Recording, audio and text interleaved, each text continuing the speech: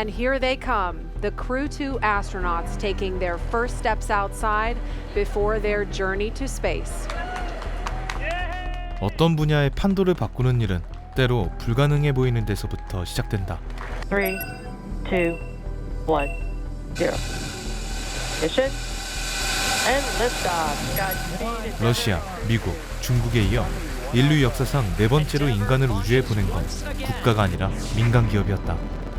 스페이스X는 민간 항공 우주 기업으로서 불가능하다 여겼던 일을 현실로 바꿔왔다. 우주 산업을 국가가 주도했던 이유는 막대한 비용 때문이었다. 아폴로 계획 당시 우주 비행사 한 명을 내보내는 비용은 4억 달러에 육박했지만 스페이스X는 이를 5,500만 달러로 줄였다. 뉴 스페이스 시대의 개막이었다. 그리고 뉴 스페이스 시대의 우주 탐사 경쟁의 전면에 달이 새롭게 부상했다.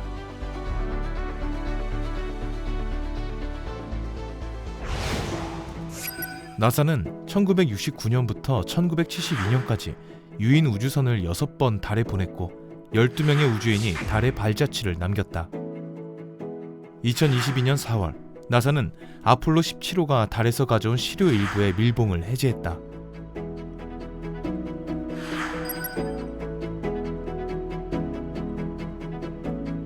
새로운 달 탐사를 앞둔 시점이었다.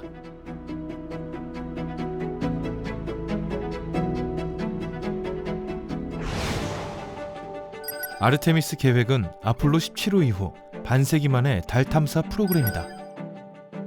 달에 우주 비행사를 다시 보내는 것이 목표로 첫 번째 여성 우주 비행사와 13번째 남성 우주 비행사가 달에 갈 것이다. 아르테미스는 아폴론과 쌍둥이이자 달의 여신, 이전 세기의 아폴로 계획과도 연속성을 갖는다. 달 착륙 자체가 목표였던 아폴로 계획과 달리 아르테미스 계획은 달을 근거지 삼아 지속 가능한 우주 탐사의 토대를 만든다는 구상이다. 코로나19와 미국의 정권 교체로 계획이 미뤄지고 있음에도 불구하고 지금 왜 달인가? 우주로 일단 나가는데 그 지구 궤도에 있는 인공위성들은 충분히 많이 있고 그것보다 더 멀리 가려면 일단은 거쳐야 하는 것이 달이죠. 달 다음으로 아마 화성 정도를 목표로 할 텐데 화성과 달과의 간극은 사실 굉장히 크거든요. 그러니까 달을 거치지 않고 화성으로 바로 가기에는 우주가 너무 넓기 때문에 우주에서 우주 탐사에서 달 탐사는 반드시 거쳐야 갈 하나의 징검다리라고 생각을 하면 될 것 같습니다. 화성은 태양계 행성 중에서 인류가 거주할 만한 곳으로 거론되었다. 과연 인류가 화성에서 식물을 재배하는 날이 올까? 많은 과학자들이 인류가 초래한 기후위기, 인구과잉, 전염병 등을 피해 더 나은 행성으로 이주해야 한다고 주장해왔고 Can you hear me? 스티븐 호킹 역시 마찬가지다.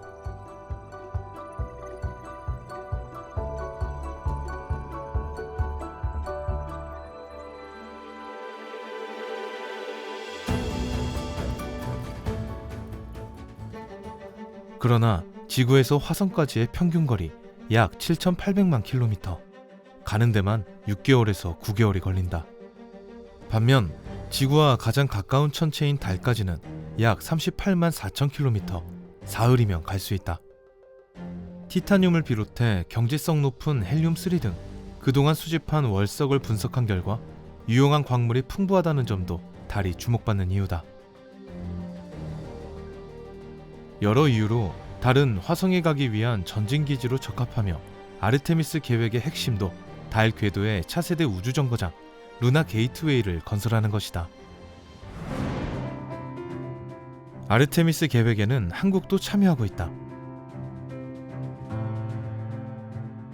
2021년 5월 24일 10번째로 약정서에 서명했다.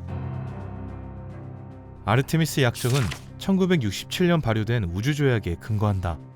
지구방 영역을 상정한 조약으로는 최초로 107개국이 참여, 외기권의 탐색과 이용의 자유, 국가에 대한 책임 집중 원칙 등을 명시했다. 그러나 새로운 우주 탐사 시대가 열린 지금 이러한 조약이 얼마나 효력을 발휘할 수 있을까? 1980년 미국인 데니스 호프는 달 대서관이라는 회사를 차리고 우주 부동산을 팔기 시작했다. 단돈 29.99달러로 달의 부동산을 사고 2.5달러를 추가하면 자신의 이름을 새긴 증서를 받을 수도 있다. 아폴로 11호가 착륙했던 지역의 부동산은 이미 매진. 우주조약이 국가의 소유권만을 부정할 뿐 기업이나 개인에 관해서는 규정이 없기 때문에 가능한 일이었다.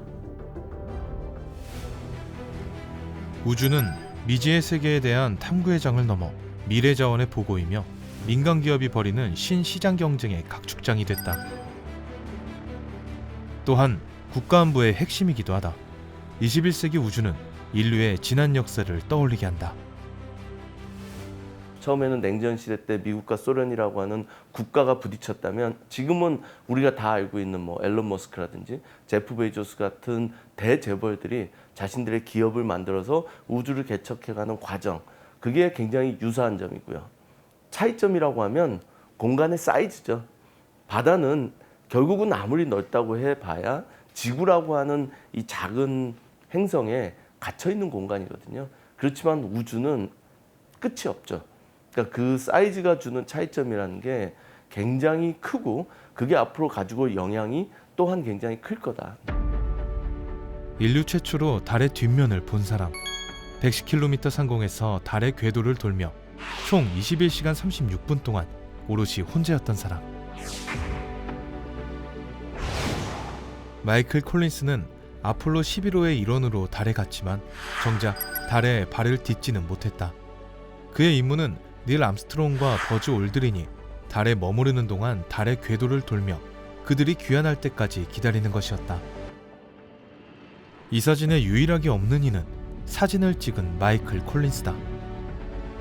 지금 살아있었거나 이미 죽었거나 곧 태어나더라도 이 우주에는 인간을 구성하는 물질이 존재한다.